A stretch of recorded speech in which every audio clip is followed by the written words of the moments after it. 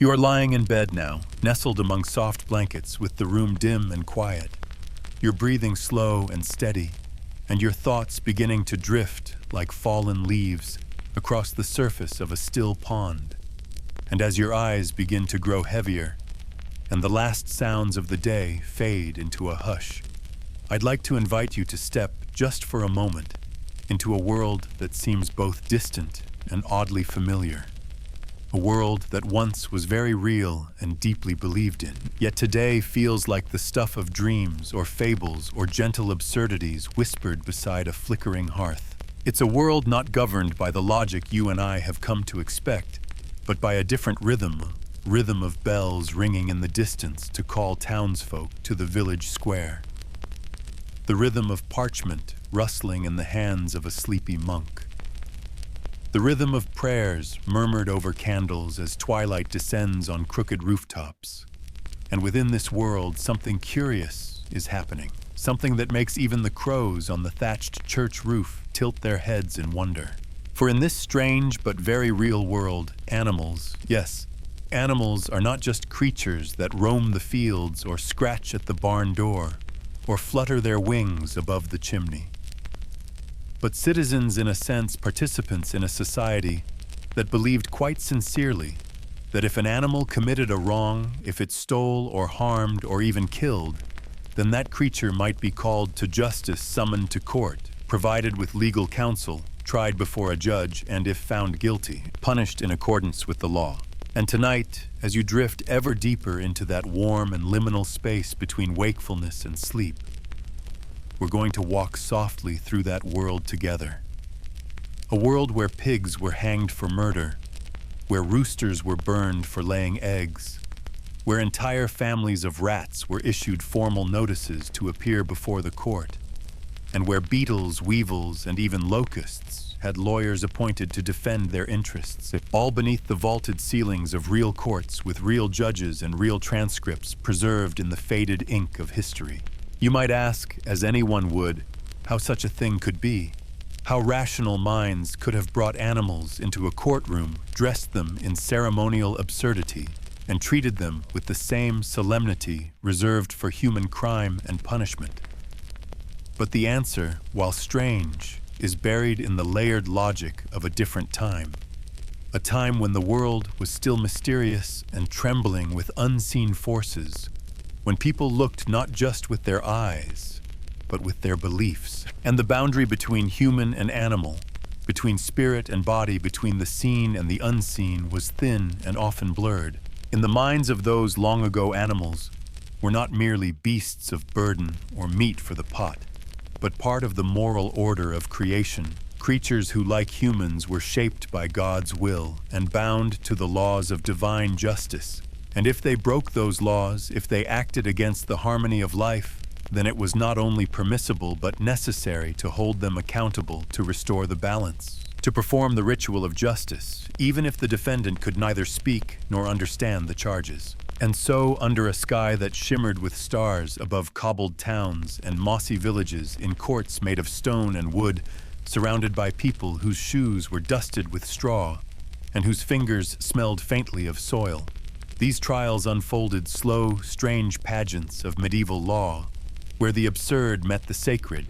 and where even the accused, four-legged or feathered, was given the dignity of due process, however surreal that may seem to us now. Imagine for a moment, as your breathing slows and your body grows heavier with rest, a courtroom in a forgotten French village, the air thick with incense and candle smoke, where a pig accused of killing a child stands tethered in the center of the room, watched by townspeople in hooded cloaks and woolen coats, while a scribe records each word and a judge listens with furrowed brow, not as a joke, not as a performance, but as a real and pressing matter of law. Imagine, too, the advocate assigned to defend the animal, perhaps a local cleric or a young legal scholar earnestly searching for precedent, scouring theological texts and ancient Roman codes to determine whether this pig, acting out of instinct or fear, could truly be held responsible for the child's death. And perhaps he argues that it was the owner's negligence or the natural behavior of the beast, or that the child's misstep was to blame. And perhaps the judge nods thoughtfully, as though the fate of empires hinged on this swine's intent. And perhaps the pig is hanged, its body left for all to see, as a symbol of justice served. Or perhaps it is spared, and the townsfolk disperse with murmurs and furrowed brows, returning to their homes beneath the flickering glow of lanterns, wondering not just about guilt or innocence, but about the deeper mystery of why such things happen at all, and what justice truly means. It is in many ways a story not about animals at all, but about us, about our desire to understand a world full of chaos and death, about our need to impose order, to find meaning in suffering, to believe that even the strangest occurrences can be woven into a pattern, a ritual, a law. And so tonight, as you lie there, your limbs relaxed and your thoughts adrift like mist, curling over a sleeping village, know that the story we begin is not merely a curiosity, not merely an anecdote from a time gone by, but a slow and somber reflection of something very human.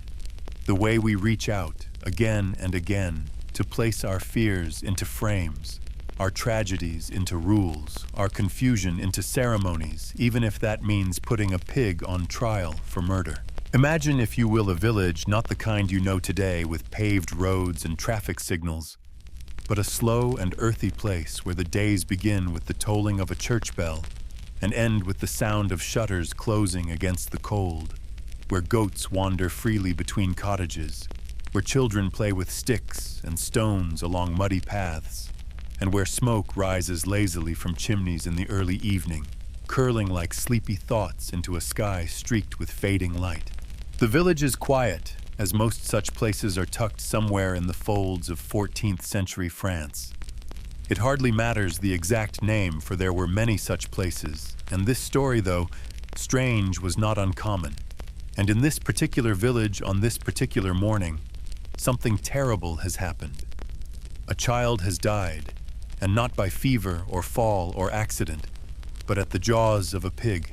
A domestic pig, one of many kept by families to fatten for winter, its bristles thick and coarse, its eyes small and unaware of guilt, its mouth still smeared perhaps with something too awful to name aloud. There is crying, of course, as there always is when a child dies, the wail of the mother, the stunned silence of the father, the uncertain murmurs of neighbors who gather in the square with hands wringing and heads shaking. And then come the whispers, the questions, the anger that needs somewhere to go, someplace to land, like a bird looking for a roof in a storm. The child was only 4, some say, toddling along the edge of the street with a piece of stale bread in his hand, or perhaps crawling under the fence where the animals were kept, too young to know danger, too small to fight, and the pig startled or hungry or simply confused. Did what pigs sometimes do, which is to bite, and then to keep biting, with a terrible force that belied its slow and clumsy frame. There are no words for what followed, or if there are, they are not written in the court records, which will later summarize the event, with Latin phrases cool and detached, something like porcus homicidium commissit, the pig committed homicide, as though that explains it, as though that calms the grief, as though language could catch the full weight of a child's absence. But grief is never still for long in such places. It transforms itself into ritual, into action, into justice, and so, as the sun sets and the chapel bell tolls, once again, the townspeople, under the direction of their priest and their reeve, and perhaps a visiting magistrate, do the only thing that makes sense in their world. The only thing that offers shape to their sorrow. They arrest the pig. You might find that hard to believe. A pig in chains, a pig with guards, a pig led by rope to the center of town. But in that moment, it is the most rational thing in the world. For what else can be done when the soul aches and no one can be punished? You punish the one who did the deed, regardless of species, because to do nothing would be to accept that the world is chaotic, that evil is arbitrary, that children can vanish, and no one is to blame. And that is something this village, like many before and after, simply cannot abide. So the pig is taken to a small, dim cell in the lower chamber of the village priory, a place usually used to store grain or tools, but now transformed into a kind of prison, and the townsfolk agree that the trial will take place on the following day after Mass, after prayers in the public square. And the next day, the village gathers not with pitchforks and rage, but with the solemnity of a religious ceremony, with silence and furrowed brows, with children held close, and heads bowed beneath woolen hoods. And the pig is brought out, trembling and confused, and tied to a post beside a makeshift platform, where the judge, a local lord, or a monastic official, depending on the region, takes his seat with a scroll in one hand and a crucifix in the other. The accusation is read aloud, that the pig belonging to the family of so-and-so did on the 14th day of the month of April commit the crime of murder against a child of 4 years. And though the pig says nothing, of course the reading continues, and a scribe records each word, and a witness is brought forth to testify, and somewhere in the crowd the mother sobs quietly into her shawl. Then comes the defense, for this too is part of the ritual, a defender appointed by the court, perhaps a friar known for his fairness, perhaps a student of law visiting from a nearby abbey, and he stands not to argue the pig's innocence, not entirely, but to raise questions of intent, of provocation, of whether a creature born without reason can be truly held accountable for its acts. He may quote from the Bible, perhaps the story of Balaam's donkey, who saw angels and spoke with words, or the passage in Genesis, where animals are placed under man's dominion,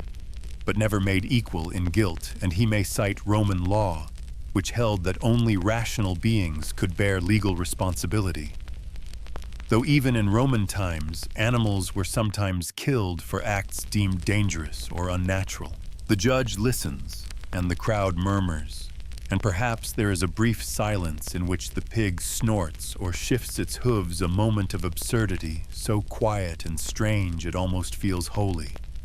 And then as the light slants through the eaves of the chapel roof, the verdict is given guilty. And so the pig is sentenced to death, not merely slaughtered as a butcher might do, but executed publicly, ceremonially, hanged by the neck, from a gibbet erected near the square, so that all may see that justice has been done,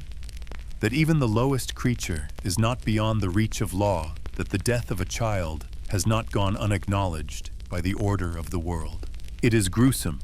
and it is strange, but it is real, and it happens not once, but dozens of times in medieval Europe, recorded in church books and town ledgers, written with care, witnessed with reverence, remembered with a mixture of shame and sincerity. And as the townspeople return to their homes, their shoes heavy with mud, the sky now dark and filled with the sound of distant owls, one wonders what they think, whether they sleep more easily, knowing the pig is dead, or whether something deeper remains unsettled. Some ancient understanding that life is not so easily tamed by courts or trials, that justice, no matter how sincerely performed, does not always lead to peace. It may sound now from the warmth of your quiet room, from the comfort of the present day, where law is sealed behind glass doors and thick books written in precise, deliberate jargon, like some far-flung fantasy, a pig in court, a chicken facing judgment, rats called by name before a judge. And yet if you were to walk softly through the corridors of certain medieval archives, to gently unroll the curled parchment, kept in drawers lined with felt, or to run your finger along the faded ink in the margins of old court records, you would find these cases not imagined, but documented, not invented, but inscribed with care and ritual, often in Latin so elegant and solemn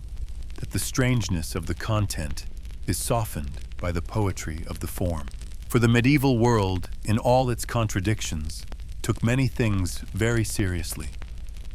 perhaps more seriously than we might expect, and if a crime had been committed, whether by man or beast, or some mysterious blurring of the two, then justice had to be served with full ceremony, full attention, and full observance of process, not only to satisfy the wounded, but to restore what they believed was the moral balance of all things, between man and man, man and God, man and nature. And when that balance tilted, the court was the place where it would be righted again. So just as a thief would be assigned a representative to argue on his behalf,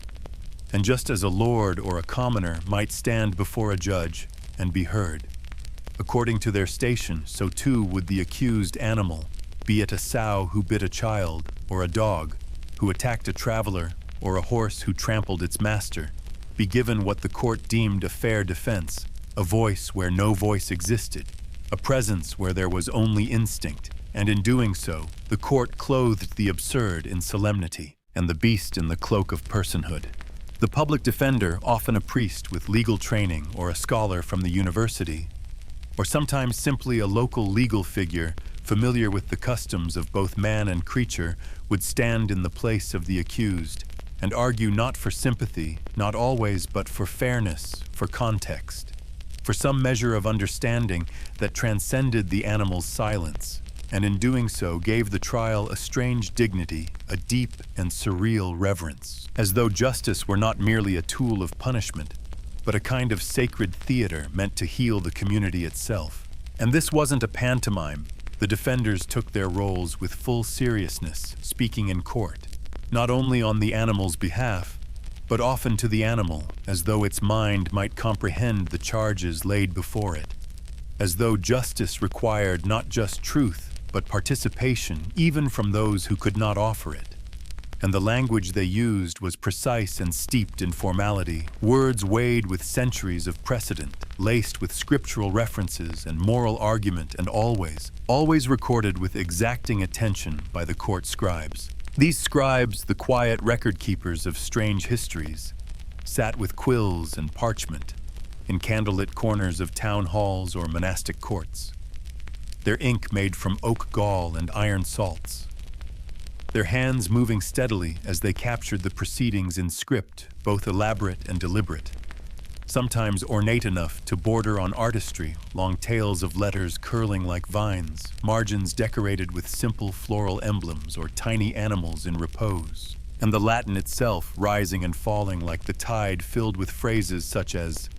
reus bestia porcina, the accused, a swine beast, or in contumatia muscipulorum, in contempt the rats who failed to appear. In this way, even the surreal became fixed in the language of law, every word spoken by the judge, the defender, the accuser. Every question raised and every sentence passed preserved in writing, as though this trial, strange as it may seem to us now, was as valid and real as any brought by man against man. And perhaps that is the strangest truth of all, and not that animals were tried, but that it was done with such care, with such rigor, with such unflinching sincerity. To the people of the time law was not merely a system of rules, but a reflection of cosmic order, the divine made visible in daily life. And so these trials, bizarre as they are to modern eyes, were not grotesque performances, but part of a world where every creature, high or low, was imagined as part of the same grand tapestry, each with a role, each with responsibilities, and each, when those were broken, subject to answer for them. One might wonder whether the defenders ever succeeded, whether the animals were ever acquitted, and the answer is sometimes yes, though rarely, and when they were the reasoning varied. Perhaps the act was seen as accidental or provoked, or in some way natural, such that no guilt could be found. Or perhaps the animal had been mistreated, poorly, kept, or driven to violence through no fault of its own. And in these cases, the verdict might reflect not just legal nuance, but a kind of unexpected compassion. And when the judgment came, it too was recorded in that same beautiful, careful Latin, sometimes with added flourishes or marginal notes that tell us the scribe himself may have found the case unusual or noteworthy. Perhaps a small drawing of the creature in question, or a short phrase like curiosum judicium, a curious judgment, as though even in their seriousness, the record keepers could not quite ignore the dreamlike quality of what they were capturing. If you were to read those records now, perhaps by lamplight in a dusty library, or in a translated collection of medieval legal curiosities, you might find yourself torn between disbelief and awe. Not at the cruelty, though sometimes it is there, nor at the absurdity, though that too is abundant, but at the earnestness, the quiet and unwavering belief that the law, even when stretched to its strangest edges, was a mirror of divine balance, and to neglect its process even for a pig would be to invite disorder into the fabric of the world. And so as you lie still now, wrapped in your own quiet, perhaps you can picture it, the parchment curling gently on the edge of the scribe's desk, the ink still drying, the room thick with the scent of tallow candles and old wood. And in the margins, the Latin flows like a lullaby not for children, but for centuries, soothing the minds of those who lived long ago, by wrapping their chaos in ceremony and their fear in form. As the medieval mind wandered through a world teeming with signs and portents, where comets could signal the death of kings, and drought might be blamed on sin, where every bird call and buzzing insect was part of a divine harmony set in motion. At the beginning of time, it was not difficult. Indeed, it felt inevitable to believe that animals like humans were players in a grand cosmic drama woven by God's hand into the fabric of creation, each with a place, a purpose, and a pattern of behavior expected by both natural instinct and celestial law. In that worldview so different from ours, yet hauntingly consistent in its own logic, all of creation was not chaotic or disconnected, but arranged in a hierarchy, a ladder that stretched from the lowliest worm to the mightiest archangel, with every creature occupying its rung, its rank, its sacred obligation. And it was not strange to believe that a disruption, even a small one, could echo upward or downward through the great chain of being, causing tremors in places both seen and unseen. So when an animal, a pig, a dog, a rooster, even a swarm of beetles behaved in a way that seemed violent, disruptive, or unnatural, that act was not viewed as random misfortune or simple biology, but as a moral breach, a crack in the divine symmetry, and therefore something that could not be ignored or accepted as mere chance, but had to be addressed with the full seriousness afforded to any other transgression, examined, judged, and punished if necessary, for the sake of justice and for the restoration of cosmic order. To the people of the time, the world was not a place governed by scientific probabilities or instinctual responses, but a kind of living scripture, a breathing manuscript where animals, just like men, were characters in a story authored by God. And in that story, wrongdoing had consequences, even if the wrongdoer walked on hooves or clucked in feathers, even if it could not speak in defense of itself, because guilt was not always about speech, but about action, and action could be weighed and interpreted by those who bore the burden of understanding. And it is here, perhaps, that the heart of this strange system begins to reveal itself, not as madness or comedy, though it has been remembered as both, but as a sincere attempt to make sense of suffering, to apply meaning where none seems to exist, and to bring justice not just to the visible community of people, but to the larger invisible one made up of creatures, spirits, and the echoes of divine intent. And though it feels strange to us now, even absurd, that a sow might be led to trial for the death of a child, it would have felt even stranger to those villagers to do nothing at all, to let that death pass unanswered, to let the universe stand uncorrected. Because in their view, to ignore the crime of an animal was not just to allow a beast to go unpunished, but to allow the world itself to fray at the edges. And that was the great fear, always not just in matters of law, but in matters of plague and famine and flood, that the structure holding everything together might come undone if even the smallest element broke free and went ungoverned. And so the court became in essence a place of reweaving a loom, where each thread of life, however strange, was returned to its proper place. And the punishment when it came was not always cruel for cruelty's sake, but rather ritualistic, deliberate, deeply symbolic. A public execution of a pig, for example, not meant simply to dispose of the animal, but to cleanse the community of its guilt, to draw a line between order and chaos, to say, "We have seen what has gone wrong, and we have responded, and by our actions we hope to restore harmony, not just among ourselves, but in the eyes of God." In many cases, the courts did not operate out of bloodlust or vengeance,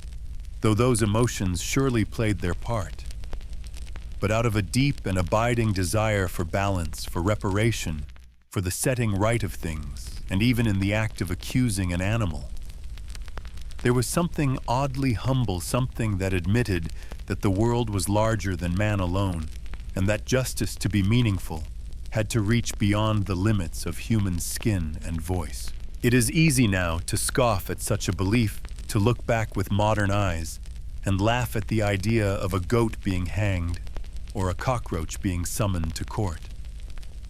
But to do so is to miss the heart of it, which was not laughter, but longing. Longing for a world that made sense, where suffering was not meaningless, where wrongs were not ignored,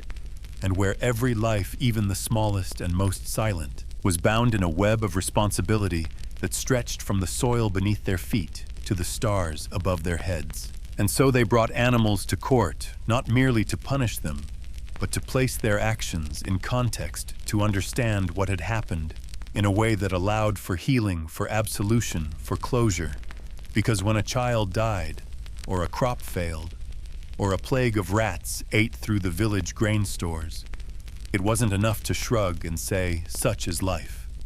It had to be explained, addressed, resolved, so that the people could sleep at night without feeling that the world was slipping further into darkness. Even the theologians of the time weighed in on such matters, debating whether animals had souls, whether they could sin, whether they could be sim. And though the answers varied, what remained constant was the belief that animals, as part of creation, had a place in the moral order,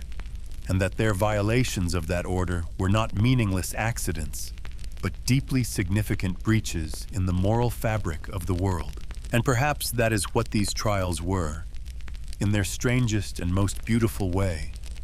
A kind of mourning, a ritual of grief transformed into structure, an attempt to deal with the unbearable weight of death or loss by making it legible, nameable, judgeable, and in that naming, to soften its edge, to bring it within the realm of human comprehension, to say, "This is what happened, and more importantly, this is what we did about it." So now, as you lie quietly, with the hush of sleep close behind your eyes, picture again that village square, the judge's table, the parchment scrolls,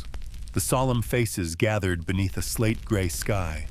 and standing there, tethered by rope, is the animal unaware of its role in this vast and sorrowful play, but necessary nonetheless. Because in this strange and sacred world, every creature must answer to the law, and every act must be weighed against the balance of creation, no matter how small. So now, with the world of the village fully in view, and the soft rhythm of medieval justice already murmuring in your ears, like distant bells across a damp, moss-covered landscape, let us step closer, let us pass quietly through the carved wooden doors of the courthouse. Perhaps nothing more than a large hall attached to a priory, or a stone room beneath the steps of a civic building, and let us watch without judgment or laughter, as the scene unfolds with a kind of solemn gravity that may seem strange to our modern sensibilities, but felt to those present as natural and necessary as prayer, as burial, as the changing of seasons. There stands the judge, robed in heavy wool, the folds of his garments dusted with chalk from old walls and ash from the morning's fire, seated behind a raised desk carved with biblical symbols, or perhaps Roman laurel leaves, a symbol of the law's ancient authority. And beside him are the scribes, inkpots glinting in the candlelight, quills twitching like the tails of cats as they prepare to record every word. And behind them, near the arched doorway, a small crowd of villagers' men with chapped hands from winter work, women holding infants wrapped in linen, children peeking from behind aprons, all gathered not for spectacle, but for affirmation, for justice, for the comfort of process even, when the accused is no ordinary criminal, but something far more uncanny, a creature of instinct and muscle brought forth, not by its own volition, but by rope, by cart, by reluctant handlers, who mutter prayers as they guide the accused into the room. Perhaps it is a pig again, a familiar suspect in the annals of animal justice, its bristled back twitching its snout, flicking nervously, hooves skittering on stone. For it is not used to such surroundings, not used to the stifling air of judgment, not used to the silent staring eyes of a crowd expecting guilt or mercy, and yet here it is, the accused placed before the court like a human would be its body, the same size as a child's, its eyes dark and unreadable, and just beside it, a man, the defense standing with a scroll in hand ready to speak on its behalf. And the process begins, not with shouting, not with chaos, but with calm precision. The charges read aloud in formal language, perhaps something like, "Be it known that on the 17th day of Michaelmas, the swine here present did attack and cause the death of a child of this village, thereby violating the peace of this realm and the laws of God and man, and though no one expects the creature to understand, the reading is not a mockery, but a ritual, a necessary act in a society that believes words have power, that to name a crime is to bring it into the light, to make it something that can be dealt with rather than feared in silence." Then the defender speaks, not to say the pig is innocent in the modern sense, for who could know such a thing, but perhaps to argue that it was provoked, that the child trespassed, that the pig was hungry or startled or driven by conditions unfit for any living thing. And perhaps he quotes law or scripture, or calls witnesses, or speaks with a kind of quiet fervor that suggests he does not see this as foolishness, but as his duty, his role in a world where every action must be weighed and addressed. And through it all, the formality never wavers, not because these people were blind to absurdity, but because they were desperately devoted to order, to procedure, to the belief that law could hold even chaos in its arms. If only it were spoken clearly, judged fairly, and recorded faithfully. And in that belief, the trial continues, one voice after another, one question after another, all centered around an animal that stands unaware of its role in a drama far older and deeper than it can possibly comprehend, and yet utterly necessary to those who fear what might come if no justice were done. And so after the charges have been read, and the arguments laid before the judge, after the villagers have listened in respectful silence, and the scribe has dutifully captured every utterance with ink that smells faintly of iron and oak, after the defender has offered his final plea, and the judge has lowered his head in contemplation, what follows is not merely a verdict, but a performance of belief. A moment when justice must take shape in something the people can see and remember. And so the sentence solemnly spoken, calmly delivered, is that the pig guilty of homicide, guilty of violating the peace of the village and the divine order of creation, shall be taken at dawn to the market square where a gallows shall be raised, and the execution carried out in public view, not in cruelty, not in vengeance, but in ritual as a symbol, as a sign, as a warning, to any who might believe the world is without law. And the next morning, beneath a sky that might be gray and heavy with mist, or bright and cruel with early spring sun, the villagers gather once more, their breath visible in the chill air. Their voices hushed, the children clinging to mothers' skirts, the men with hands behind their backs, and the gallows waits simple and wooden and unmistakable, a structure built not to inspire fear, but to declare certainty that the world still holds, that rules still apply, that justice, however strange, is still alive and active in their little corner of it. The pig is brought forth, tied with ropes, perhaps pulled in a cart, its hooves clattering on cobblestone, its snout twitching in confusion, and though it does not know what is happening, the people watching do. And their hearts are heavy, not only with grief for the child, but with something else, a quiet reverence, a sense that what they are witnessing is not madness, but meaning, a return to balance through ceremony. And so they watch, eyes wide and unblinking, as the executioner, clad in a leather apron and with face half covered, secures the rope, makes the sign of the cross, and completes the sentence. And when the pig's body swings briefly, and then still, the crowd remains silent, not because they are indifferent, but because they know deep in their bones, passed down in story and fear and faith, that the world is fragile and must be protected, not only with swords and walls, but with rituals like this, however strange, however sad, that speak to a truth older than logic, that when something breaks, something else must be made right. If it seems strange to you that a pig could be hanged for murder, then it may seem stranger still, or perhaps in this strange world, oddly fitting to learn that in the city of Basel, in the year of 1474, the local magistrates convened a court to address a matter that had unsettled the townspeople, not because of violence or theft or hunger, but because a creature small and unassuming had done something deeply unnatural, something frightening in its quiet violation of nature's script. For there, in a humble chicken coop, among the scratchings and cluckings of an ordinary flock, a rooster had laid an egg. And though you might now smile or raise an eyebrow imagining a superstitious fuss over a fluke of biology, it is important to understand truly deeply. Understand that to the people of Basel and to many across medieval Europe, this was not merely a curiosity or a strange fact of nature to be catalogued and forgotten, but an omen, a breach, a trembling in the fabric of order itself, because roosters were male and eggs were for hens. And to lay an egg meant something was terribly wrong in the balance of the world. And it was not just any egg, according to the townsfolk and the priests, and even some of the more learned men of the time, but a special kind of egg, an accursed kind, known in folklore, and whispered superstition as a cock's egg, a strange vessel, that was said to be laid only by a male bird under demonic influence, and to hatch, if warmed, not a chick, but a basilisk, a monster born of unnatural birth, a serpent with the crow of a rooster and the stare of death, whose gaze could kill and whose breath could poison the air. And so as this belief went,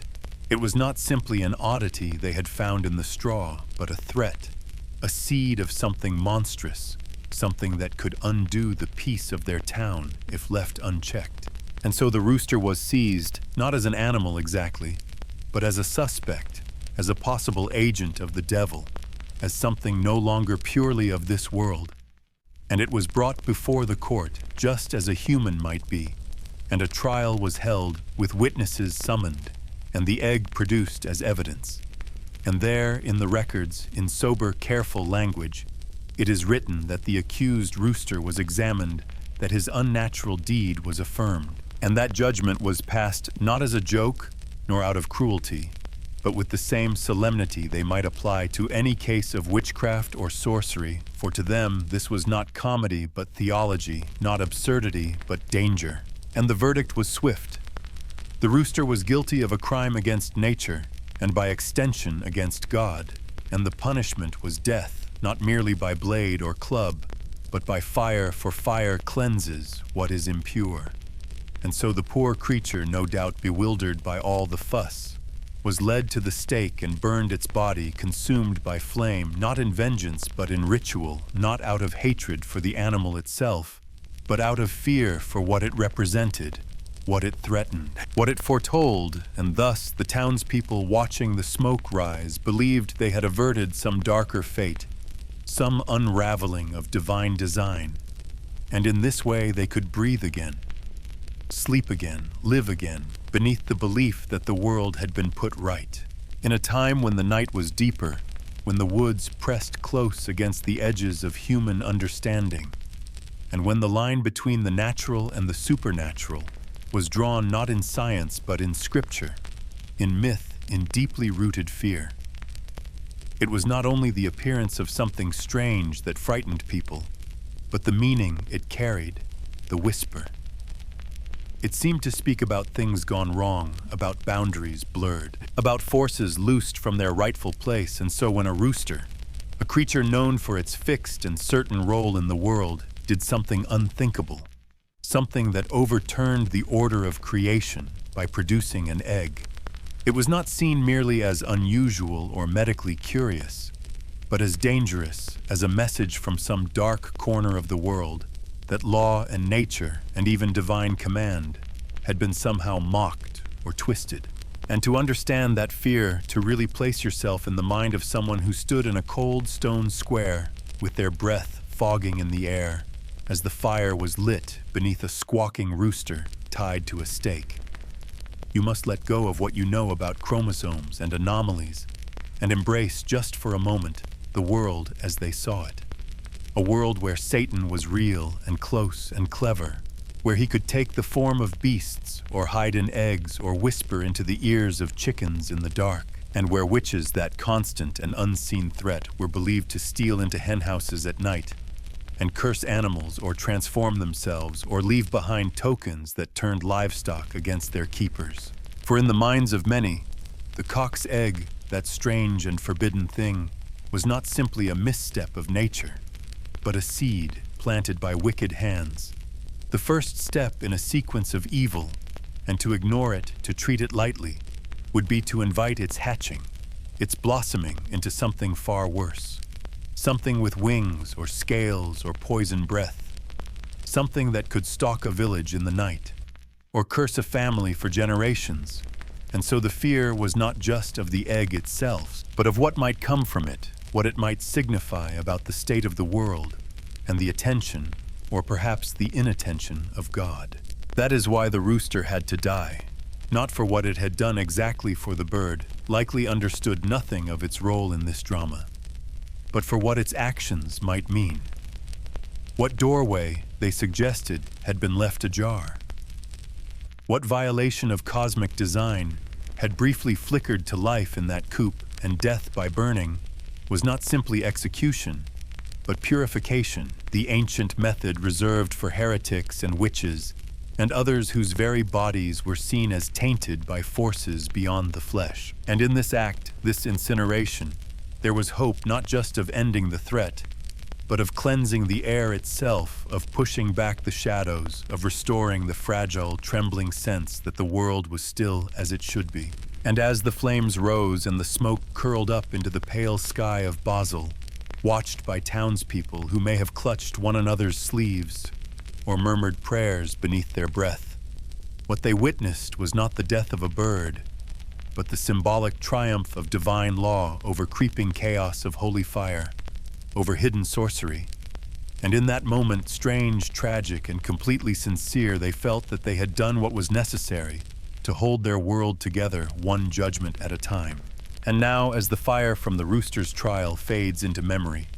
and the smoke dissolves into the sky above the tiled roofs of Basel, let us follow the trail of this strange logic, a little further down its crooked path, not into barns or coops this time,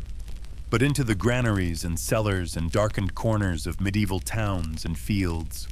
where another kind of trial, no less serious and perhaps even more bizarre, awaited not a single creature, but a multitude. For in some places, in the soft-lit halls of rural courts, it was not only pigs or roosters who faced judgment, but entire communities of animals, not for killing children or laying unnatural eggs, but for the quieter and more persistent crime of eating, of devouring what humans had worked hard to grow, to harvest, to store, and thereby threatening not only property, but survival itself. And so it was that rats, yes, rats, those small, quick, furtive creatures with sleek gray bodies and twitching whiskers, creatures that scurried through walls and crept along beams and gnawed through sacks with teeth that never stopped growing,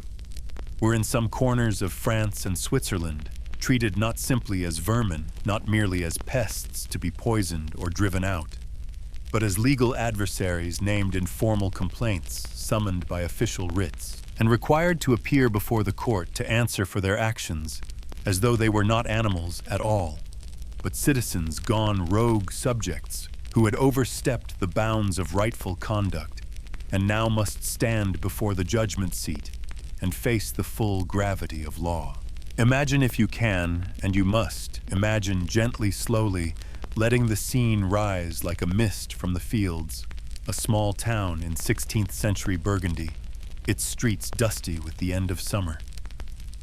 The harvest just brought in the air, rich with the scent of hay and distant smoke. And in the village square, a clerk stands beside the magistrate, reading aloud a charge against the rats, that they have entered the grain stores unlawfully, that they have consumed the grain meant for winter sustenance, that they have caused ruin and hardship, and have failed, despite repeated efforts, to leave the area peaceably. And though it seems absurd to us now, to the people gathered there, to the robed judge nodding solemnly, to the scribe dipping his quill in silence, to the townsfolk watching with folded arms and furrowed brows, this is not a joke, but a genuine attempt to resolve a harm, to give form and ritual to the weight of their misfortune. And more astonishing still is what came next. For the rats were not simply condemned in absentia or dismissed with a shrug, but afforded as any citizen would be the right to a legal advocate, often a trained and thoughtful man, someone like Bartholomew Chassanet, a French jurist famed for his eloquence, who in the early 1500s argued on behalf of the rats of autumn, not with laughter or irony, but with a sincere and complex legal case, contending that his clients, though indeed accused, had legitimate reasons for failing to appear chief among them, that the journey to the court was perilous, that cats lined the roadways, that natural fear prevented their attendance, and that therefore, in the name of justice, the summons should be reissued under safer conditions. And this argument, strange, meticulous, and presented with all the gravitas expected in any legal dispute, was not only accepted, but considered, debated, recorded, and preserved. For even when dealing with rats, the court believed itself bound by procedure, and so the trial continued, suspended, perhaps to allow the creatures time to comply. The writ posted again, a second chance offered to a species that had no interest in law, but had by its hunger trespassed upon it nonetheless, and in this performance, this legal theater of the surreal, the people found not humor, but comfort, not satire, but structure, a way of turning chaos into court language, of making the invisible visible, and of protecting their world, one impossible trial at a time. And if the idea of a trial against rats still lingers in your mind, like a curious echo, then let us now draw closer to one of the most unusual and deeply recorded of these proceedings. A case so strange in its premise and yet so meticulous in its execution that it seems even now to hover somewhere between dream and record, between satire and solemnity, and yet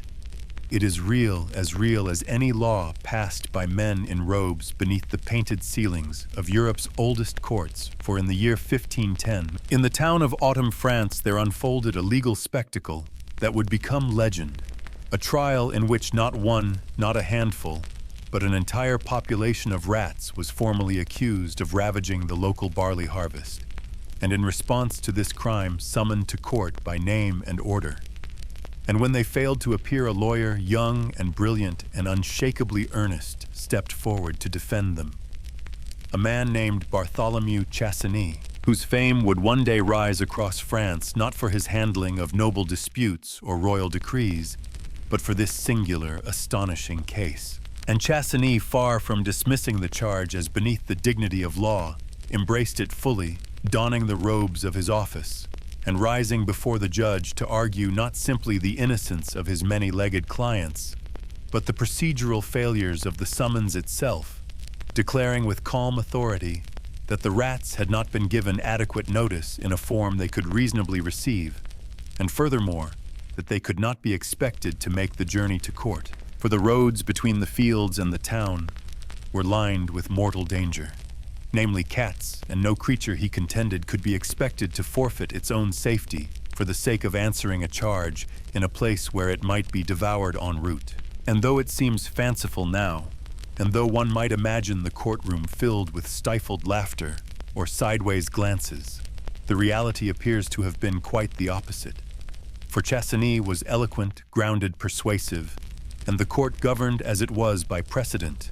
by structure, by the sacred bones of Roman legal tradition, mixed with canon law and rural custom, took his objections seriously, debating the nature of the summons, the obligations of the accused, the question of whether the fear of death could constitute a legitimate excuse for non-appearance, and eventually determining that the case must be delayed, that a new summons should be issued in more accessible language, and that if the rats failed to respond again, then further deliberation would be required. And in this performance, for that is what it was, not in the sense of pretense,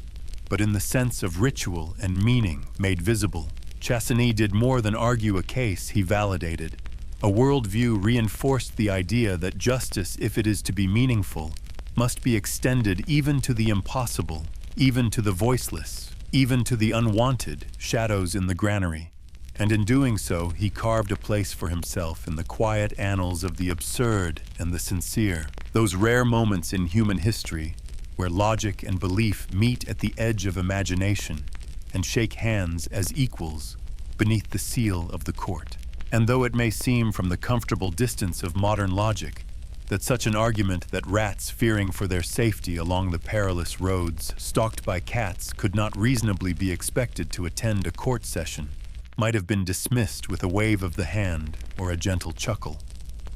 the reality preserved in parchment and legal commentary is that the court in Autun did no such thing, but rather paused, conferred, and, with all the dignity expected of men steeped in the legal traditions of Justinian and Augustine, adjourned the proceedings to allow time for a new summons to be issued for justice. They believed must never be hurried and never be half-hearted, even when it is being extended across species, across logic, across the boundary between reason and ritual. And so the bailiff, a man whose days were usually filled with posting notices on doors or delivering writs to farmers and merchants, now found himself with the curious task of issuing a second formal summons to a group of rodents, perhaps affixing the parchment to the doors of granaries or the wooden beams of storehouses, or perhaps placing it ceremoniously at the edge of the fields where the rats were believed to live, a kind of invitation bound by law, calling upon the defendants named collectively respectfully to present themselves at the next hearing to answer for their crimes. And this act, absurd as it might seem to us, was not in their eyes pointless pantomime, but an affirmation of the idea that justice must be procedural, that guilt must never be presumed without the opportunity for defense, that even when no one expects the accused to appear, and surely no one in Autun expected a line of rats to file into the courtroom at dawn, the motions must still be observed. The forms followed because in the observing of form lies the deeper magic of law, which is not about whether the world makes sense, but whether human beings can respond to chaos with something structured, something sacred, something that allows them to yell even for a moment that they are not helpless in the face of gnawing hunger, or spoiled harvests, or mysterious deaths in the night. And so the town waited. The court reconvened, and when no rats appeared, neither one nor many, no paw prints in the dust, no scratching behind the rafters, the judge and scribes returned to their benches and again took up the case again, consulted precedent and logic again, allowed Chassagne to speak in defense of the invisible defendants, who could not or would not be present. And this time one imagines with a faint and respectful sense of inevitability. For though no one ever expected the rats to arrive with arguments and alibis, the act of expecting itself had been the point all along, to offer the shape of justice even when substance was lacking, to write the page, even when the ink served no one who could read it, and to perform the trial so that in the performance the people might feel less like victims of fate and more like participants in a world that still had rules, still had order, still had the soft echo of God's law woven into the furrows between crops. And lest you think from the distance of centuries and the comfort of your modern frame of reference that these curious events, these trials of pigs, of rats, of roosters, and beetles and dogs, were simply fables told by grandfathers at firesides or parables shaped into sermon illustrations, or the exaggerated legends of a superstitious age, it must be said, and said clearly that they were nothing of the sort. For these proceedings were not invented to amuse or moralize, not whispered in taverns or scrawled by idle hands, but were instead formal, documented, legally binding, and in the eyes of their time, as valid and serious as any case involving a living man, complete with sealed verdicts, appointed advocates, signed judgments, recorded deliberations, and entries preserved not in folk memory, but in the official archives of town halls and ecclesiastical courts across medieval and early modern Europe. And the evidence of this formality is not lost to us, not buried in myth or hearsay, but held still in brittle parchment and faded ink, carefully catalogued in libraries and museums, in the attics of monasteries, and the basements of old courthouses, where clerks with precise hands and cautious Latin committed the full transcript of each case to the permanent memory of their institutions, often with a seriousness that we centuries later might find staggering. Not because the content is rational by our standards, but because the process was carried out with such unwavering devotion to procedure, to precedent, to the sacred mechanics of law. For each of these trials followed the structure of justice as it was understood at the time the issuance of a summons or edict, the appointment of legal counsel often drawn from the clergy or from among scholars versed in Roman or canon law, the reading of charges, the calling of witnesses both human and divine, the deliberation of magistrates or councils,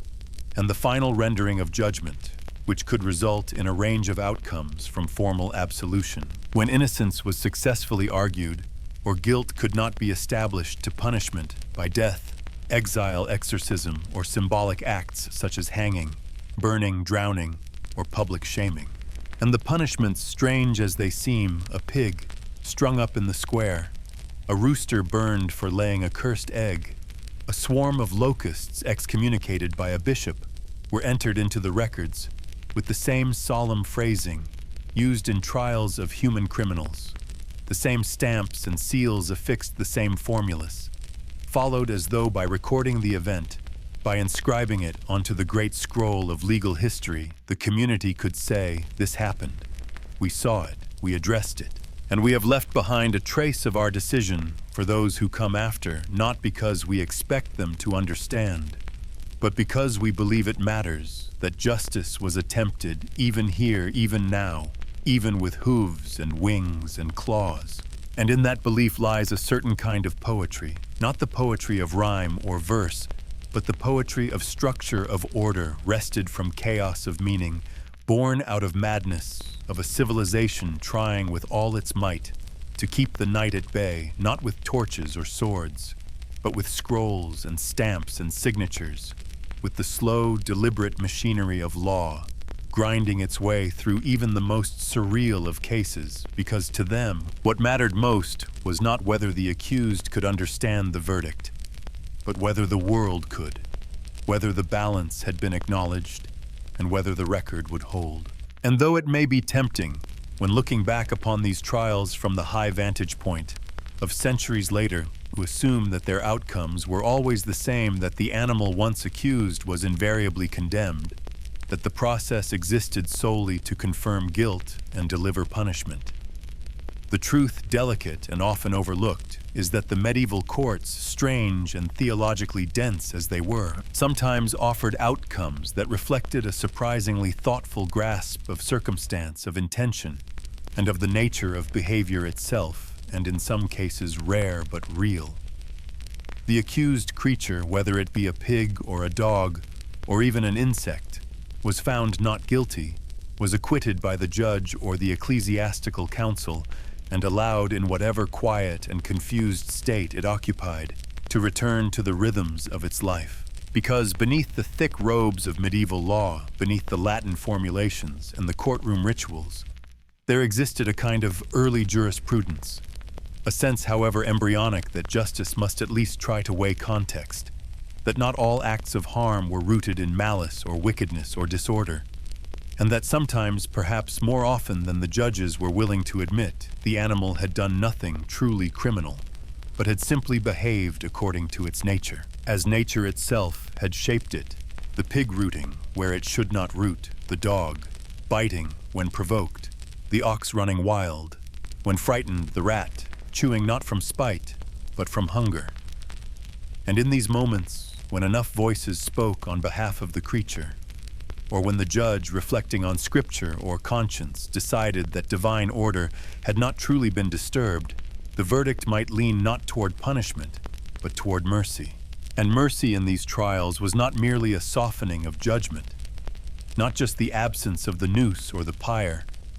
but a kind of theological statement, a gesture toward the idea that not every rupture in the fabric of daily life required the loom of justice to begin weaving its rituals. That sometimes, just sometimes, the world could accept the messiness of existence without declaring war upon it, could acknowledge that animals are after all animals, and that to expect moral awareness from a pig or a beetle is not justice, but projection. And in this recognition, the judge or the bishop or the council of village elders might choose not to press the full weight of law onto a creature that had never known anything but the instincts of its own body. And so the court would record it perhaps with a note of hesitation, perhaps with careful phrasing to ensure no precedent was dangerously set, that the sow in question was not guilty, that the dog had acted in fear, that the vermin had not violated any sacred boundary beyond the unfortunate but natural impulse to survive. And though the trial still stood, and the scrolls still bore the marks of accusation and defense and testimony, the final line might offer a kind of quiet absolution, a closing breath that said, "We saw what happened, and we chose not to punish, not because the law was weak,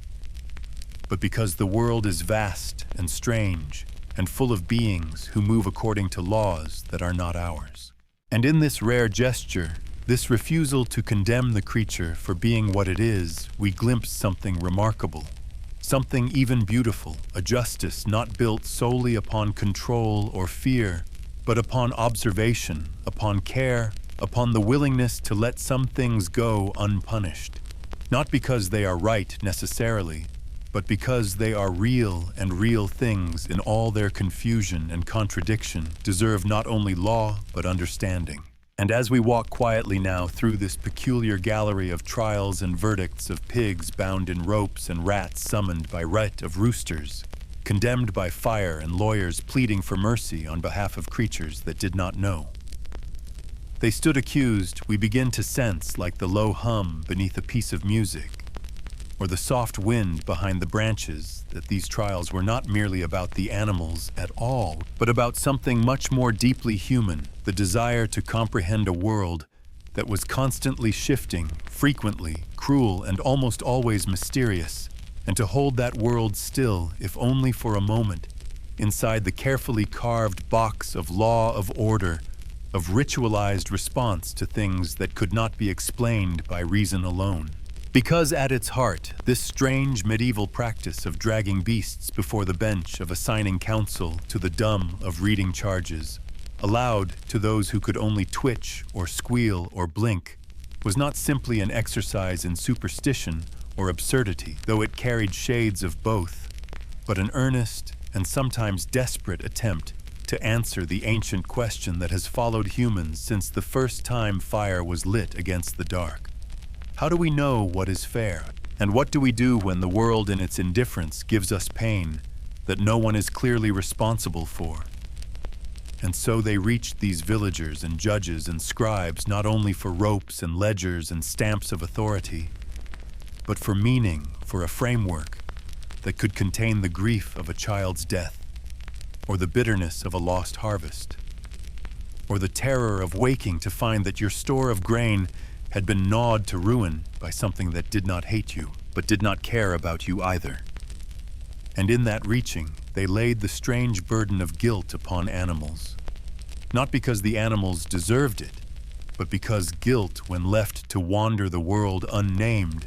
becomes a far more dangerous thing. And what these trials reveal more than anything else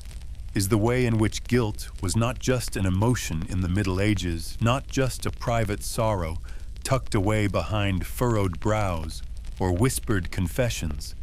but a social phenomenon, something that had to be named, aired, performed, resolved through acts of collective witness and judgment. And if the guilty party could not be found among the villagers, or if no one dared accuse a neighbor, or if the tragedy had no human culprit that could be safely confronted, then it made a terrible kind of sense to assign guilt to an animal. A creature who would not retaliate, who had no lineage to avenge it, whose suffering, though visible, would not fracture the bonds of kin or church or town. And so, in the absence of certainty, in the churning mix of justice and theology and survival,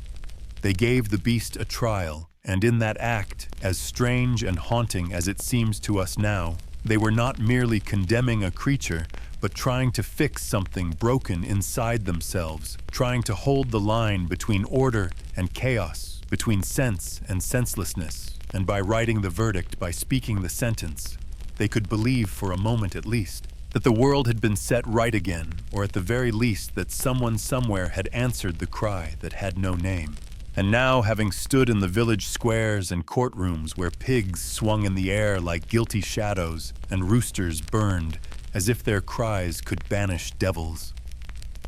let us turn to a quieter, smaller offender. Not one that howled or grunted or hissed, but one that whispered its damage in silence, crawling beneath bark and leaf, burrowing through vine and root. A creature not feared for its strength or teeth or venom, but for its persistence, its hunger, and its numbers. For in the year 1519, in the lush and fertile region of Saint-Julien, near the French-speaking regions of what is now Switzerland, the humble weevil, that small beetle of no particular grandeur, became the center of a legal drama that would stretch across years, not because of malice nor because of spectacle, but because the vineyards, lifeblood of the town, sacrament of the church, pride of the soil, were being eaten down to the stem, ruined, not by war or frost or fire, but by legions of tiny mouths, too small to see clearly, yet too many to ignore. And so the villagers, weary of failed harvests and hollow casks, turned not only to prayers and charms and bonfires in the fields, but to the one institution they believed might restore the balance of things, the law, that ancient scaffolding of reason and belief. And they filed a complaint, not against a neighbor or noble or criminal, but against the weevils themselves, naming them plainly in the documents as destructive and unlawful trespassers, and requesting that they be summoned to court and held accountable for their invasion, not symbolically, not metaphorically, but through the actual mechanisms of justice, with all the proper rites and rituals that had governed disputes between humans for centuries. And in response, a tribunal was convened, real men with robes and titles, real parchment and seals and clerks to write every word. And once again, a defender was appointed to speak on behalf of the accused, not out of mockery, but out of necessity, for if guilt was to mean anything, then the chance to answer the charge must be offered. And so the lawyer stood calm and articulate, and made a case not of innocence exactly, but of natural right, arguing that the weevils, too, were creatures of God made with purpose, sustained by the very world they were accused of destroying, and that they, like all living things, had a right to life, to nourishment, to existence under heaven. And in what may be one of the most surreal yet oddly moving examples of early environmental compromise, the court, in its solemn wisdom, proposed a settlement, a piece of land separate from the vineyards where the weevils would be permitted to live and feed if they would agree to leave the vines untouched. And this proposal was not a jest, not a flourish for the sake of story, but a real offer recorded in the court documents, a genuine attempt at peaceful coexistence between man and insect, an acknowledgement perhaps that the world was large enough, or should be, for both. And of course the weevils did not move, they neither received the summons nor respected the ruling, and eventually the case was closed, not with satisfaction, but with resignation, and yet still it lingers like a parable, folded within a legal brief, the strange and poignant tale of a village that, instead of crushing its invaders beneath angry boots, tried, however naively, to reason with them, to offer compromise, to solve conflict, not with force, but with process. And if the offer was refused, it was not the fault of the law, which had done its part, extending dignity even to the smallest of things. And so when the appointed days passed, and no weevils arrived in the designated field, when not a single beetle had relocated itself according to the terms laid out in the gentle and generous settlement proposed by the court, when the vines remained under siege and the alternative land left untouched, and ceremonial was still clean of infestation, the tribunal, bound by its own logic and honor, reconvened to resume the trial. Not because anyone truly expected insects to answer rights or obey territorial boundaries, but because in the hearts of those presiding and those watching, there still lingered the hope, or perhaps the illusion, that human order expressed through law and ritual could extend even into the hidden world of creeping, crawling, buzzing life,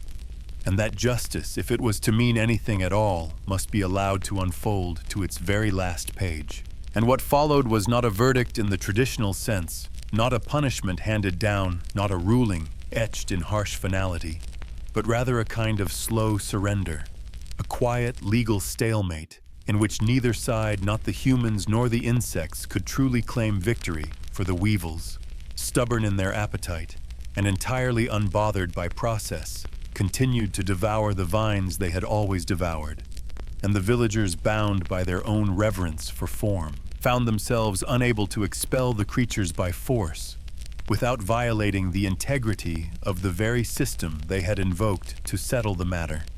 And so the case, now years in discussion and deliberation, was brought at last not to a judgment of law,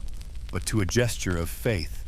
a turning not to gallows or fines or excommunication, but to God. And this conclusion, so strange yet somehow so fitting, took the shape of a public prayer. A plea written into the court record, read aloud by clergy in the presence of townsfolk and scribes. A long and humble invocation in which the people acknowledged their helplessness before the mysteries of the natural world, confessed their inability to bring the creatures of the earth into the same system of justice by which men governed men, and asked with open hearts and downcast eyes that the weevils might be moved by divine will to cease their assault, or that providence might see fit to shield the vines or strengthen the soil, or deliver in some form beyond law the peace and protection that human instruments had failed to secure. And though no one could say whether the prayer was answered, whether the insects diminished or simply moved on, whether a storm came or a frost or a change in the cycles of the earth that turned the tide, what mattered in the end was not the effect, but the act, the solemn ritual of releasing control, of stepping back from the machinery of logic and acknowledging the limits of human reach. And it is in that moment, perhaps, that the whole strange arc of the Weevil trial reaches its most poignant point, for it reveals with quiet clarity that these proceedings, though absurd on the surface, were never just about animals or crops or property, but about the deeper, older struggle of living in a world that cannot be fully tamed, and choosing, when all else fails, not to rage or destroy, but to speak softly into the silence and hope something larger is listening. And now, as we move deeper into the shaded corridors of this strange judicial tradition, it becomes clear that these trials, these legal dramas involving animals accused of sins and summoned by right, did not unfold with equal weight across all corners of the medieval legal landscape. For it was not in the high courts of royal cities, not beneath the vaulted stone ceilings of cosmopolitan justice halls, where the reach of the king or emperor was long and heavily codified, but rather in the quieter, more isolated regions of the countryside, in the rural courts, in the small parishes and townships tucked between forest and farmland, and more often still in the jurisdiction of ecclesiastical courts, where the concerns of law were never far removed from the concerns of the soul, and where guilt, innocence, order, and punishment were not merely matters of secular balance, but reflections of the great celestial machinery believed to govern all creation. For in these places, where the harvest could be ruined not only by drought or frost, but by fears of witches or devils, where illness was sometimes blamed on the restless dead or on the strange behavior of birds, At dusk, where thunder and plague were interpreted not through meteorology or medicine, but through scripture and omen, the law was not a self-contained system built on precedent and statute alone, but a kind of holy instrument wielded by priests as often as by magistrates, and applied with one hand resting on parchment and the other firmly upon the cross. And in such a world it made perfect, if uncanny, sense that animals might be judged, punished, or forgiven, not just because they caused harm, but because their actions seemed to reflect some deeper unrest in the order of things. And so it was that a pig who killed a child might be tried and executed, not only because a life had been lost, but because such a violent rupture of the human world suggested an even greater breach, a disturbance that had to be resolved not only with rope and verdict, but with prayer, with ritual, with acts of public penance and purification, as though the sow's crime had opened a tear in the fabric of divine harmony that could not be stitched shut by human logic alone. It was in these ecclesiastical spaces, too, that trials were sometimes directed not merely at the creature before them, but at what the creature represented, a demonic influence, a sign of God's wrath, or the suspected workings of witchcraft, and thus an insect infestation might be treated not simply as an agricultural nuisance, but as a spiritual offense, prompting the use of holy water, sacred relics, and entire processions of clergy to banish the vermin, as though casting out a legion of fallen angels. In such courts, theology and folklore blended into a single current, a stream of belief that flowed from the altar to the judge's bench without hesitation, and legal decisions could be shaped as much by tales told around fires or warnings spoken in hushed tones as by the canon law volumes stored in the sacristy, which meant that justice in these cases was not only about who had done what to whom, but about what had gone wrong in the hidden world, in the unseen balance between man-beast and the divine, and the trial, for all its oddity, was a way to speak to that imbalance, to name it, and to try, however imperfectly, to set it right. And now, with the shape of these trials becoming clearer not merely as relics of irrationality, but as deeply symbolic acts grounded in a particular understanding of justice, sin, and cosmic balance, we begin to see that for many of the communities involved, especially those living in the shadows of cathedrals and surrounded by fields furrowed more by faith than by plow,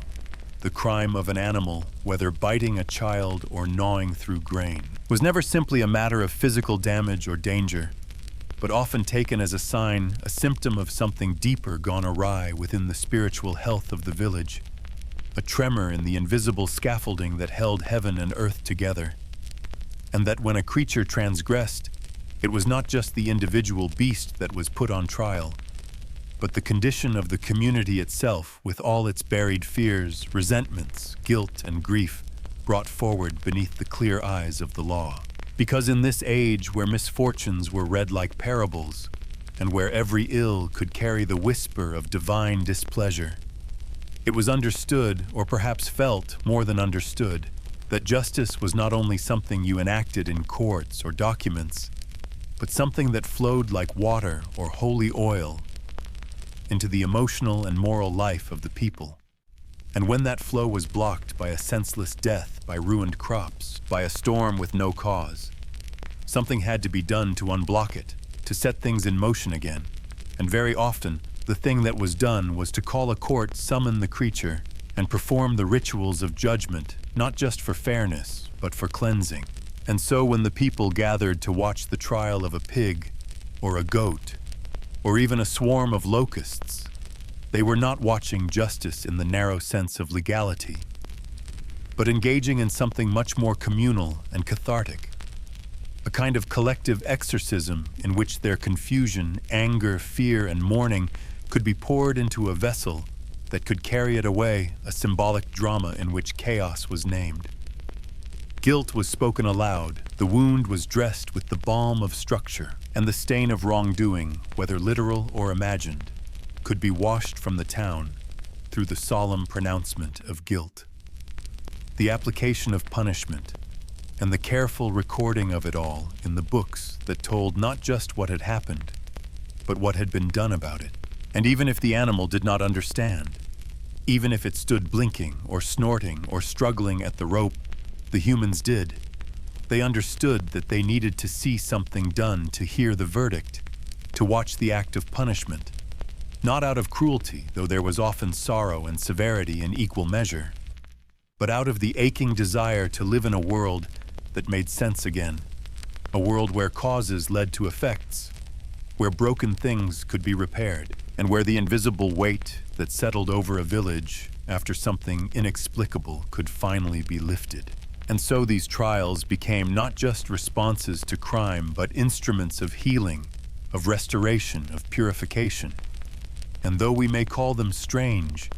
they were for those who lived them a necessary thread in the fragile web of meaning that held their world together.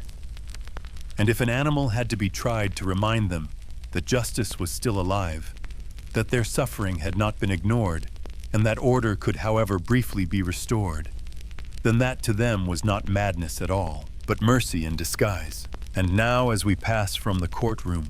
to the sentence from parchment and pleading to punishment and ritual, we must look unflinchingly at the final acts of these strange proceedings, the moment when the gavel gave way to the gallows, when the decree written in ink became an act performed in wood and rope and flame. And though it may seem grotesque or theatrical or even laughable from the long safety of modernity, the truth is that these executions, as they were solemnly called, were neither done in jest nor cruelty alone, but carried out with the same eerie sincerity that marked every stage of the trial, shaped by the belief that an offense once judged must be answered by consequence, not merely for the sake of punishment, but for the restoration of balance between body and soul, village and field, heaven and earth. And thus pigs were hanged from public scaffolds as though they were men, hoisted up by their hind legs or necks, with the same crude ropes used on thieves and murderers, their bodies swinging in the air as a grim but orderly statement that death, when it crossed a line into the human world, demanded a reckoning regardless of the shape it wore. And in other cases, like the rooster of Basel, who dared to lay an egg fire, was the chosen tool fire being not merely an instrument of death, but of purification, the holy flame that could burn away evil and error alike. And so the creature, small and bewildered and squawking at the injustice it could never comprehend, would be bound and set alight in the presence of gathered townspeople who watched. Not as an audience watches a show, but as a congregation watches a rite, with solemn eyes, and hearts perhaps filled, not with malice, but with the heavy need to believe that justice had been done, that fear had been answered, and that the fire could carry something dark and unspoken back into the silence from which it came. And stranger still were the cases in which no death was required,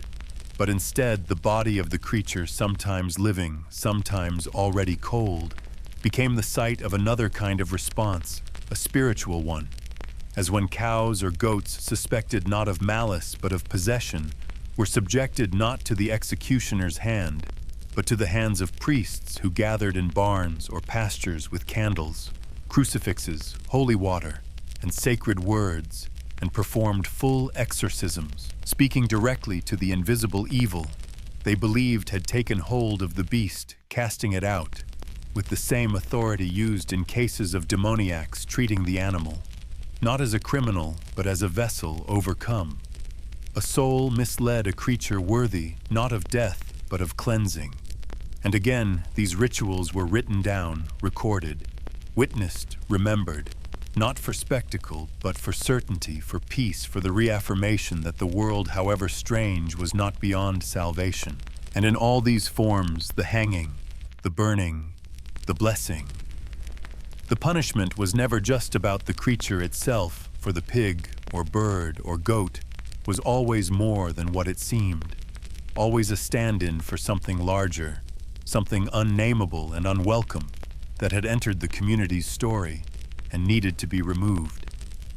Not with swords or silence, but through the language of law and the choreography of punishment, so that when the final rope was cut, or the last ember turned to ash, or the priest's words faded into the stillness of dusk, the village might breathe again, might sleep again, might believe at least for a while that whatever had gone wrong had been witnessed, answered, and cast away. And now, as we drift further into the shadows of this medieval theater of law, where animals stood not only as defendants, but as symbols, where justice moved slowly through ritual and performance and parchment, it becomes clearer still that these trials were not always about the animal at all, not truly, but about something else, about the murmur beneath the harvest songs, about the quiet dread after misfortune, about the question that trembles on every villager's lips when the child dies, or the crops fail, or the wine turns sour in its cask. Who is to blame? And when that question cannot be answered safely, when the true cause is too dangerous, to name too close to home, too human, then it is often the animal who bears the burden, the animal who stands in the square on behalf of all the tangled emotions that cannot be spoken aloud.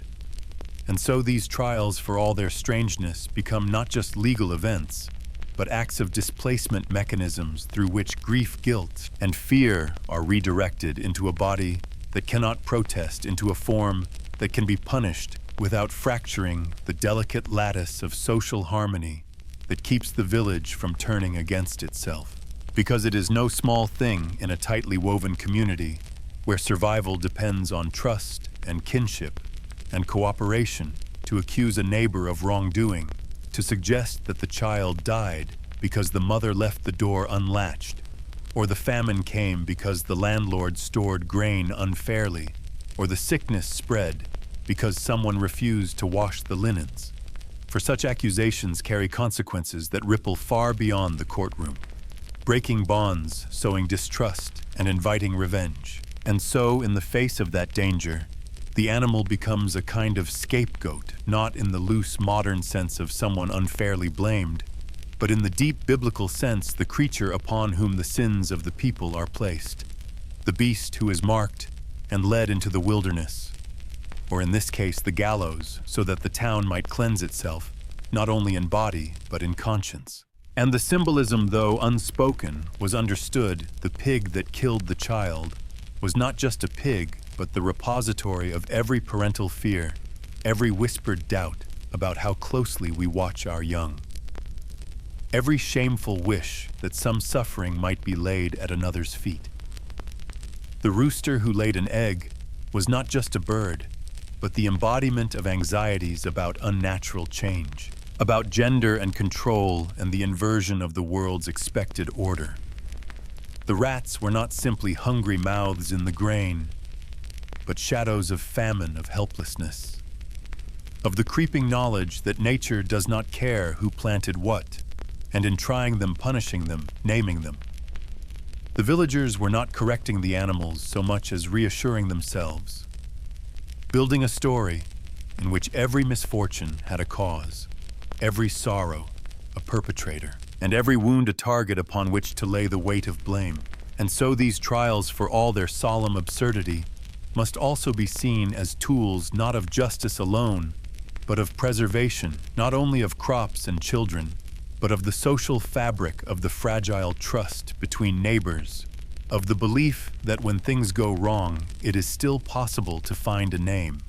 write a verdict, and walk home through the village square, knowing that for now, at least, the world has been made legible again, and that no blood had to be drawn from human hands to do so. And as the long shadow of the Middle Ages began to shorten, with the rising light of the Renaissance, that slow golden dawn that spilled across Europe like sunlight, warming the stones of an old cathedral, there came inevitably a change in how people saw the world and their place in it.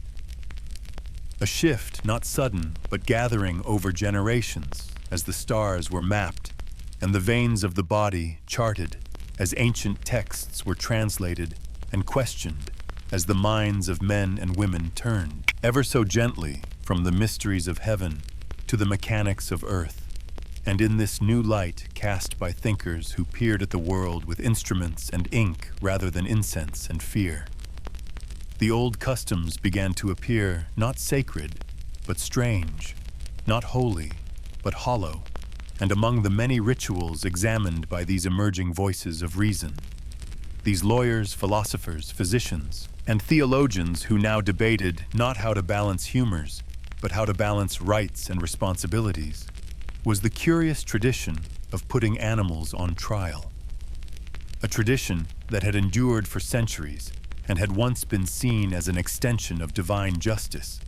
but now increasingly was regarded as an embarrassing relic of an uncritical past. And so it was that jurists, especially in the universities and courts of Italy, France, and the Low Countries, places where Roman law was being dusted off and reinterpreted with a new clarity and vigor, began to ask with a tone not of mockery,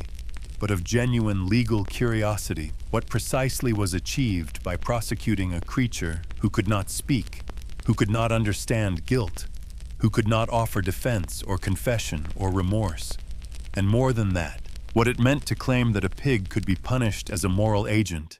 or that a rooster could be burned for disrupting nature, when even the best of theologians could not agree on whether animals had souls or reason or any capacity for sin in the first place. And these questions, once dangerous or unthinkable, now began to circulate more freely, not just in whispered doubt, but in printed treatises and formal debates, and the tone began to shift from reverence to skepticism, from awe to irony, as some writers poked gentle fun at the idea of courtrooms filled with livestock, and others simply pointed out the practical absurdities of such proceedings. The cost of staging them, the time spent debating vermin, the legal inconsistencies of offering rights to one beast while exterminating another, and slowly, gradually, the mood changed, and what had once been seen as justice began to be seen as pageantry, and what had once been interpreted as moral reckoning began to be reinterpreted as legal theater charming. Perhaps in its intent, but ultimately unsustainable in a world now beginning to think in terms of humanism, of rational jurisprudence, of natural law rather than supernatural signs. And so, by the late 16th and 17th centuries, the trials began to fade. Not all at once, not in every corner of Europe, for tradition is stubborn, and belief does not vanish with the turning of a page, but gradually and unmistakably, like mist receding under morning sun, until what remained were not new trials, but only the records of old ones. Strange, brittle pages kept in monastic archives and town ledgers bound not by relevance, but by history, waiting to be rediscovered centuries later by scholars and dreamers who would read them with wonder, confusion, and perhaps a quiet sadness, recognizing in them both the beauty of a world desperate to make sense of itself and the fragility of that effort when faced with the slow, unrelenting progress of change. And so, as the centuries passed, and the candles of reason grew brighter in the long corridors of law and learning, as cities swelled and nations formed, and the idea of justice began to rest, not on the weight of ritual, but on the framework of rights and rational codes. The trials of animals once carried out with reverence, with procedure, with the same ink and oaths given to men began to fade, not in a single sweeping motion, not by proclamation or protest, but through a quiet erosion, a gentle forgetting, as fewer judges agreed to hear such cases, as fewer clerks saw fit to copy the summonses, as fewer priests stood beside pigs to deliver last rites, or gathered to cast devils from the bodies of stubborn goats. Until at last these proceedings were no longer performed, but merely remembered their presence, surviving not in the living rhythm of civic life, but in the cold stillness of parchment and binding, in records that no longer dictated law, but instead whispered of how it once was tucked away in monasteries, buried in the corners of civic archives, or pressed between the pages of law books that no one opened unless they were searching for something already half lost. And these records, these fragile traces of a time when the boundary between man and beast was less a wall than a thin, trembling thread became in their long sleep, something like forgotten bedtime stories, tales too strange to be entirely real, too earnest to be entirely imagined, filled with solemn absurdities that, when finally unearthed by scholars centuries later, seem to hover between comedy and tragedy, between superstition and sincerity. And though they read like fables, they were not told to lull children to sleep, but to satisfy a deeper, older desire to make sense of grief, of disorder, of the inexplicable things that happened beneath the stars and needed answers, even if those answers came wrapped in robes and ropes and holy water. And so they remain these accounts not because anyone preserved them with great care, but because the law, even when it changes, leaves behind a paper trail. And in that trail lie echoes of the pig who stood trial beside a weeping mother of the rooster, who laid a cursed egg and burned for it, of the lawyer who argued that his clients, the rats, could not safely travel through cat-infested streets, of the judges who offered a vineyard's worth of mercy to a colony of weevils.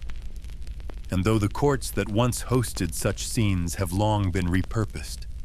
their stones reused, their benches worn down by centuries of other trials, the ink of those earlier days still clings to the page, waiting for eyes that will read not only the letters, but the feeling that once lay behind them. And perhaps in reading them now there is no longer outrage or agreement. Perhaps not even laughter, but something gentler, a kind of recognition, a quiet nod to the people who came before us, who in their bewilderment and need wrapped justice around the only tools they had, who held up the mirror of law not only to man, but to the animals around him, and who in doing so left behind a body of stories so strange and human that even now, long after the last animal was called to the dock, we cannot quite bring ourselves to forget them. And though we like to imagine from our place here in the polished present that such things are gone, that the age of animal trials has been buried beneath layers of science and modern law and common sense, that we are far removed from the days of hanging pigs and summoning rats with formal writs, the truth, quieter and less convenient, is that the echo of this thinking has never fully vanished, that even now, in cities filled with electric lights and legal codes written in plain language, we still see traces of the old logic, that same deep impulse to lay responsibility upon a creature that cannot answer for itself, to cast behavior in the shape of guilt, to find comfort in punishment. And so the stories continue, not in parchment ledgers or stained glass courts, but in the small, familiar acts of everyday judgment, as when a dog that bites a stranger is declared dangerous and put down not simply out of caution, but with the air of finality that echoes a sentence, as when a zoo animal that escapes its enclosure and causes panic is shot not as a measure of necessity alone, but in a spectacle that feels strangely theatrical, strangely familiar, as though we are not just preventing harm, but restoring order, punishing the disruption, as though the creature had known what it was doing and chose to transgress. And we see it too when animals are made examples of, when a bear that kills a camper is not only euthanized, but publicized, its name and behavior described in legal terms, its path through the woods plotted like a criminal investigation, its body examined for motive as though it had sat and schemed beneath the stars. And even in those cases where no harm has occurred, we find the old story rising again. A parrot removed from a courtroom for shouting curses, a monkey exiled from a village for stealing food, a raccoon charged by a local council with disturbing the peace. And while we smile at these headlines, while we shake our heads at the lingering absurdity of it all, part of us still believes, still reaches for the comfort of cause and consequence, still finds solace in the performance of justice, even if the defendant cannot know the meaning of the crime. And in this way, though, the courtroom doors no longer open for hooves and feathers and paws, though the scribes no longer record the cries of pigs on trial, or the arguments made in defense of beetles, we are still, in some small but persistent ways, haunted by the same questions. How do we explain suffering? What does it mean when harm is done, and what can we do, truly do, to feel that the world has returned to its proper shape, after something inexplicable has entered its frame. And so we still judge, still sentence, still demand a reckoning from creatures that cannot comprehend the law, but who by their actions remind us just how fragile our laws really are. How much they are built not only on rules, but on stories, and how easily we return to those stories when something frightens us or wounds us or leaves us without answers. And maybe that's why, even now, we cannot quite look away when an animal is punished, cannot help but feel something stir when we see that familiar choreography unfold, the gathering of facts, the assigning of blame, the execution of consequence, because even if we no longer believe that animals possess the moral weight of sin, we still need them sometimes to carry something heavy for us, something we cannot quite name, something old and unresolved that once stood in a medieval square and watched the wheel of justice turn. And as we now stand near the end of this long and winding path through the soft-lit, strangely solemn world of medieval animal trials, a path that has taken us past pigs on gallows and roosters in flames, past swarms of weevils who defied court orders and cows who shuddered beneath the Latin verses of exorcism, past scribes who inked each ruling with reverence and villagers who watched in silence as justice unfolded upon creatures who could not speak, we begin to see, with a kind of quiet clarity, that this tale has never been simply about its surface strangeness, never merely about the curiosity of a bygone era's superstition or the bizarre theater of beasts in court, but about something more enduring and tender and deeply human, something that has echoed all the way into our present. Something that whispers in the spaces where our understanding fails us, where we encounter pain or loss or disorder that cannot be named or undone, and where, out of desperation or ritual or yearning, we still reach for the tools we know for law, for judgment, for story, and try to press those tools into the chaos, as if we might carve shape from it, as if we might take the soft and shapeless terror of a random death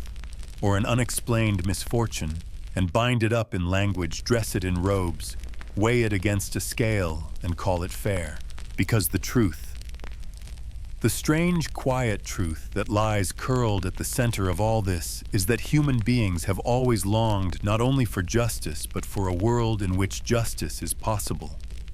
A world where every grief has a cause, where every hurt can be measured and answered. And the idea of putting an animal on trial, of reading it, charges and offering it defense and punishing it as though it had chosen its actions freely, was not at its heart a cruelty, but a ritual attempt to believe that the universe was still knit together by rules that could be read and followed and enforced, that even when the actors were beasts, the script remained the same,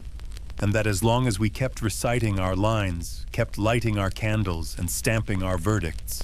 the terrible randomness of the world might be held back for another day. And yes, there is absurdity in that, a soft and sometimes laughable absurdity that history always offers when we see ourselves too clearly, when we recognize how earnestly we behave in the face of mystery. But there is also something beautiful in it, something sad and noble and familiar, because we have never truly outgrown the habit of naming things we don't understand, of punishing the things that scare us, of telling ourselves in law or in legend, or in the small comfort of official ritual, that if we only do this one thing, hang the pig, banish the beetle,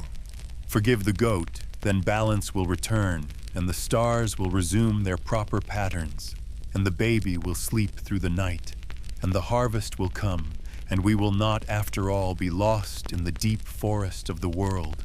without a trail to follow or a rule to guide us. And now, as you lie still and quiet, as the sounds of the waking world fall gently away like leaves slipping from autumn branches, and the room grows softer, dimmer, more like the inside of a dream than the outside of a day, let your mind walk slowly, unhurried into that odd and tender corner of history where the rules of the world were different, but the emotions were not, where people grieved and feared and hoped and tried to make sense of things in ways that may seem unfamiliar but feel somehow achingly the same. And as you begin to drift deeper into rest, let yourself imagine not with the eye of logic, but with the soft gaze of story. A courtroom not made of marble or glass, but of timber and dust and candlelight. A place where the benches creak beneath the weight of woolen coats and cloaks dusted with straw, where the judge adjusts his fur-lined robe and squints down at the parchment before him.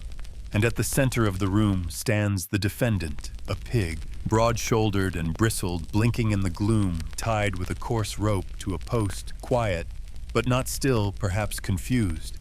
perhaps content, perhaps simply present in the way animals always are, untroubled by what comes next. And across the room, rising from a carved wooden bench, with solemnity and confidence, stands the rat, yes, a rat, small and sleek, and impeccably groomed, dressed in the tiny, exaggerated robes of a barrister, whiskers twitching with purpose as he clears his throat and makes a motion to dismiss the case on procedural grounds, citing improper notice perhaps, or the impossibility of intent, in a creature driven by instinct, and the judge listens, nodding slowly, tapping a quill against the bench, as though weighing the matter with deep legal gravity, while the villagers who have come not only to watch, but to feel, to see the performance that might help them sleep more easily that night, sit in rows behind him, some cradling candles, some holding hands, all of them waiting. Not for justice exactly, but for closure, for the sense that something sad and strange has been acknowledged, spoken aloud, wrapped in law and ritual, and gently set down. And above them, somewhere in the rafters where the flickering firelight doesn't quite reach, you can just make out the rooster perched high and quiet, feathers ruffled from a long journey, watching the scene unfold with one sharp eye, not speaking, not moving, but waiting as though he too is waiting to learn what judgment will come. Whether the world so full of accidents and instincts and things that cannot be understood will once again be called to order by the solemn voice of the court. And this courtroom, this impossible little theater of law and longing, and old wood and older fears, is not something imagined from nothing. Not a story dreamt up to amuse you in sleep, but something drawn carefully, lovingly, from the real pages of real books, written by real hands centuries ago. When people no different from you, in their ache to understand, gathered together in stone churches and dusty chambers to try and explain the unexplainable with rituals and robes and reasons, and the belief that even if the world did not always make sense, it could still be faced with seriousness, with form, and sometimes, if they were lucky, with mercy. So rest now knowing that even in the strangest moments of history, there was always someone trying to make sense of it all. And maybe even now, in some quiet part of you, that's what you're doing too. And now the courtroom fades like breath on glass. The flicker of candlelight sinking into shadow, the soft scratching of quills falling still, and the rustling cloaks and murmured prayers and quiet deliberations dissolve gently, gently, until all that remains is the hush of dust settling and the slow echo of footsteps walking away down an old stone corridor. The pig is gone now, led not to judgment, but to memory, and the rat lawyer with his tiny parchment and tired eyes tucks his robes beneath his arm and vanishes into a corner of the dream, while the rooster in the rafters folds his wings beneath the beams and turns his head to sleep, and the last embers in the hearth breathe their final orange sigh. Let it all drift away now. The records and robes, the accusations and amnesties, the sorrow and the strangeness of it all, like mist dissolving into the dawn, like water returning to stillness after a stone has passed through, and let yourself lie deeper into your pillow, heavier in your limbs, softer in your thoughts, as the past folds itself gently closed, and the old odd stories settle like feathers falling across your chest. You are safe, and the world is quiet now. You have walked through a strange history and come out the other side not confused, but comforted, not unsettled, but soothed, because even the most peculiar parts of the past are filled with people trying in their own way to understand the world just as you are now. So breathe deeply, slowly, one more time, and let go. There's nothing else you need to do.